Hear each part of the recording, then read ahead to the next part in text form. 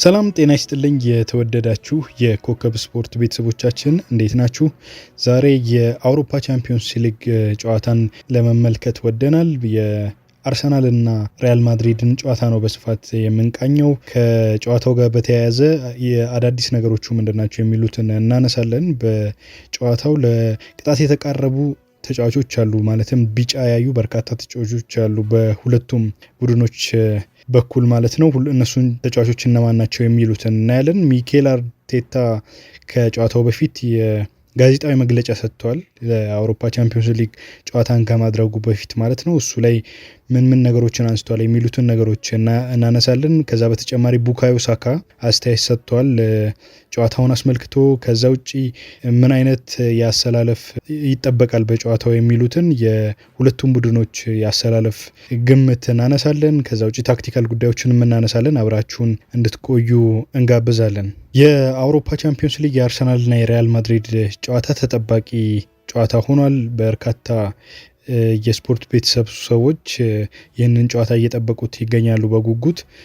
ጨዋታው ምናልባት ከ20 ዓመታት በኋላ አርሰናል በዚህ መድረክ ሪያል ማድሪድን የሚገጥምበት ይሆናል። በርካታ ቅድመ ግምቶችን እየሰጡ ይገኛሉ አንዳንድ ሰዎች ይህንን አስመልክቶ ማለት ነው። ሁለቱም ቡድኖች በላሊጋውና በፕሪሚየር ሊጉ ጥሩ የሚባል ሳምንትን አላሳለፉም ማለት ይቻላል። አርሰናል አቻ ወጥቷል ከኤቨርተን ጋር ባደረገው ጨዋታ። ሪያል ማድሪድ በበኩሉ በቫሌንሲያ 2-1 ተረቶ ነው ባለቀ ሰዓት ወደ አውሮፓ ቻምፒዮንስ ሊግ የመጣው። ሁለቱ ቡድኖች በጨዋታው ላይ ተጫዋቾቻቸውን አሳርፈው ነበር ለዚህ ወሳኝ ለሚባል። ለማንኛውም ይህ ጨዋታ በጣም እየተጠበቀ ይገኛል። ከጨዋታው በፊት ሚኬል አርቴታ ለደጋፊው ጥሪ አቅርበዋል። የአርሰናሉ ዋና አሰልጣኝ አርቴታ የቡድኑ ደጋፊዎች በነገው ዕለት የሪያል ማድሪድ ጨዋታ አብረው እንዲሆኑ ጥሪ ያቀርበዋል። ደጋፊዎቹ ሞቅ ያለ ድጋፍ ያስፈልገናል በደጋፊዎች ረገድ የሚል አስተያየት ሰጥተዋል። ሁሉም ደጋፊ ነገ ማየት ብቻ ሳይሆን ጨዋታውን ከኛ ጋር አብሮ መጫወት አለበት የሚል አስተያየትን ነው የሰጡት ሚኬል አርቴታ። ደጋፊዎች በእያንዳንዱ ቅጽበት ያስፈልጉናል የሚል አስተያየትን ሰጥተዋል። ይሄ ደግሞ የሚያመጣውን ልዩነትም አስረግጠው ሲናገሩ ነበር። ስታዲየሙ የተለየ ድባብ እንዲኖረው እንፈልጋለን፣ ተጫዋቾች መነሳሳት አለባቸው፣ እኛም እንዲደግፉን ጥሪ ማቅረብ እፈልጋለሁ የሚል አስተያየትን ሰጥተዋል አርቴታ። የአርሴናል ደጋፊዎች ቀደም ብለው ስታዲየም በመድረስ ቡድኑ ማሟሟቅ ሲጀምር ጀምሮ ድጋፍ እንዲያሳዩ ነው የጠየቁት። ምክንያቱም ጨዋታው በአርሰናል የዋንጫ ፉክክር ታሪክ ውስጥ ምናልባት በቻምፒዮንስ ሊግ ላይ በዚህ መድረክ ከተገኘ በርካታ ዓመታት ሆኖታል እና ለዚህም መነሳሳት ተጫዋቾቹ ድጋፍ ሊደረግላቸው እንደሚገባ ነው ያነሱት። ከዛ ባሻገር አርሰናል እንደሚታወቀው በዚህ የውድድር ዘመን ጥሩ የተከላካይ መስመር ገንብቶም የነበረ ቢሆን ባለፉት ሳምንታት ተከላካይ ክፍሉ በጉዳት መረበሹ ይታወቃል እና በርካታ ተጫዋቾች ተጎድተውባቸዋል። የተከላካይ ክፍሉ በተለይ ጋብሪኤል ማጋሌሽ ባለፈው ከጨዋታ ውጪ መሆኑን ተከትሎ እስከ ሲዝኑ መጨረሻ የማይገባ ይሆናል። ጋብሪኤል ማጋሌሽ ከዊሊያም ሳሊባ ጋር በዘንድሮ የውድድር ዘመን ጠንካራ የሚባል የተከላካይ መስመር አርሰናል እንዲኖረው አድርገው ነበር። አሁን ጋብሪኤል ማጋሌሽ አይኖርም። ሁለቱ ጥምረታቸው እጅግ በጣም አስፈላጊ በሆነበት የአውሮፓ ቻምፒዮንስ ሊግ ጨዋታ የሚኖር አይሆንም። አርሰናል አማራጮች ይኖሩታል፣ ነገር ግን ምን ያህል ለጨዋታው ፊት የሚያደርጉ ናቸው የሚል ጥያቄ እያስነሳ ይገኛል። ከዛ ባሻገር አርሰናል የትኞቹን ተጫዋቾች በተከላካይ መስመር ላይ ያሰልፋል የሚለው ከወዲሁ እያነጋገረ ይገኛል። እንደሚታወቀው ማጋሌሽ በመሀል ተከላካይ ቦታ ላይ የለም። ነገር ግን አሁን እየተነሳ የሚገኘው ጃኮብ ኪዊዮር ይሰለፋል የሚል ነው። ነገር ግን ኪዊዮር በዘንድሮ የውድድር ዘመን በፕሪሚየር ሊጉ ማለት ነው አርሰናል ከቶፕ 8 ክለቦች ጋር ካደረጋቸው ጨዋታዎች አንድም ጨዋታ አልጀመረም። ይህ ማለት በትልልቅ ጨዋታዎች ላይ ልምድ የለውም የሚል አስተያየትን ሊያሰጥ ይችላል።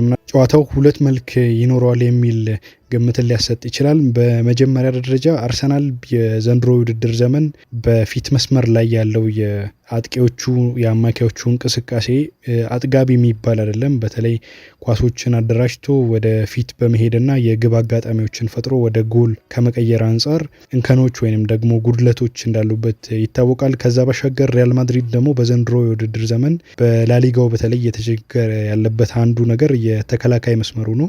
በርካታ ግቦች ተቆጥረውበታል። በላሊጋው ካለፈው ዓመት ጋር ሲነጻጸርም የበለጠ ግብ ተቆጥሮበታል አሁን ከተቆጠረበት ማለት ነው። ምናልባት አርሰናል የተዳከመ የፊት መስመር ያለውም ቢሆን አሁን ቡካዮ ሳካ መመለሱ እንደ ጥሩ ጎን ሊነሳ ይችላል። ነገር ግን የተዳከመውን የሪያል ማድሪድ ኋላ መስመር ይጠቀምበታል ወይ የሚለው ከወዲሁ ያነጋግራል። ከዛ ባሻገር ደግሞ ሪያል ማድሪድ በበኩሉ አስፈሪ የሚባሉ የፊት መስመር አጥቂዎችን ያሉት ናቸው። ሮድሪጎ፣ ኤምባፔ እና ቪኒሺየስ ጁኒየር በራሳቸው በግላቸው በርካታ ነገሮችን ማድረግ የሚችሉ ናቸው።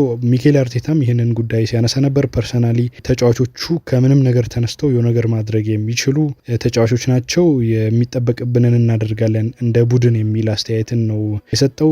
ለሁሉም የሁለቱ ቡድኖች ጨዋታ ተጠባቂ አርቴታም ከጨዋታው በፊት በሰጠው አስተያየት እንደምናሸንፍ እርግጠኛ ነኝ የሚል አስተያየትን ነው የሰጠው።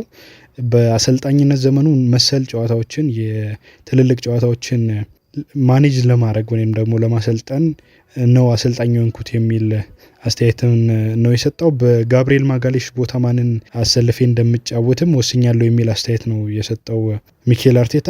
ከዛ ባሻገር ሪያል ማድሪድን እናሸንፋለን፣ እንደምናሸንፍ ምንም ጥርጥር የለኝም፣ ስራችንን እንቀጥላለን፣ ከቀዳሚው ጨዋታ ማገገም አለብን የሚል አስተያየት ሰጥቷል። የሁለቱን ቡድኖች ግምታዊ አሰላለፍን በተመለከተ አንዳንድ ነገሮችን እናንሳ። በአርሰናል በኩል እየተነሱ ያሉ የግምት ወይም ደግሞ ኤክስፔክትድ ላይንአፕ እየታየ ይገኛል። አሰላለፉ ምን ይመስላል የሚለው ከወዲሁ ቅድመ ግምትን እየተሰጠ ይገኛል። ዴቪድ ራያ በአርሰናል በኩል ማለት ነው በግብ ጠባቂነት እንዲሰለፍ፣ ከዛ ውጪ በቀኝ ተከላካይ መስመር ላይ ዩሪያን ቲምበር፣ ዊሊያም ሳሊባ እና ጃኮብ ኪዊዎር የመሀል ተከላካዩን ቦታ እንዲቆጣጠሩ፣ ከዛ ውጪ ሉዊስ ስኬሊ በግራ መስመር ተከላካይ ላይ እንዲሰለፍ ቅድመ ግምት ወጥቷል። ከዛ ባሻገር በመሀል ሜዳ አማካይ ክፍል ላይ ማለት ነው ማርቲን ኦዴጋርድ፣ ቶማስ ፓርቴ እና ዴክላን ራይስ እንዲሰለፉ ይችላሉ የሚል ግምት እየወጣ ይገኛል። ከዛ ባሻገር በፊት መስመር ላይ ደግሞ ቡካዮ ሳካ፣ ሚኬል ሜሬኖ እና